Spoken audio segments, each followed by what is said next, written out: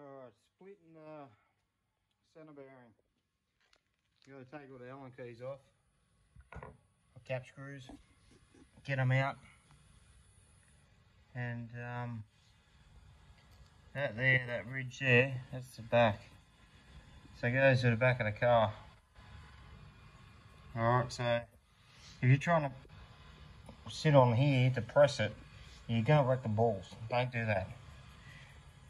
Slide the boot back, down, expose this bit here, and push. These are only 3mm. Alright, 50 by 3mm, right angle. And that's good enough to go in a press. Look, I've got a big span there and didn't even bend it, just push it straight off. So when you got it in the press, you got it sitting on that ridge there. Alright, don't push on the face, you'll bust it. So it'll be something like that. Alright, so when you slide the boot back, you can get it. And you can press onto that. And don't hit it with a hammer. If you start bashing the thing, I'll tell you what, it'll mushroom, you'll never get the thing out. So don't do that. Alright. The next bit, the centre bearing. Oh, this is buggered. That's the way it goes to the rear. It's completely gone. But same thing. Bit of angle behind it. Alright, there's press on it. Don't drop the tail shaft. You don't want to bend it. Alright, the same way of putting it back together. Okay, so this bit goes here. Sorry, you can't see for a minute. Goes there. Boot will slide over. Then the mushroom over. And then that'll go this way. You press it back on. You just sit a socket over the end of it.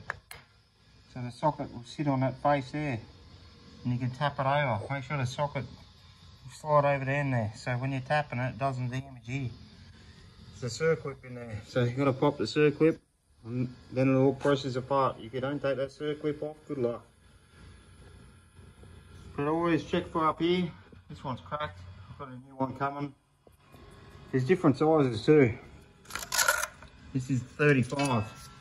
So when you're ordering them, 35mm. There's different sizes across here. Alright, one's a 30, one's a 35. Get the right one. Same with the rubber. They're different ones again. To the non-turbo, to the turbo. So you got to get the right one of them too. Here's another hint. If you lower the car 2 inches, you have to get the tail shaft shortened.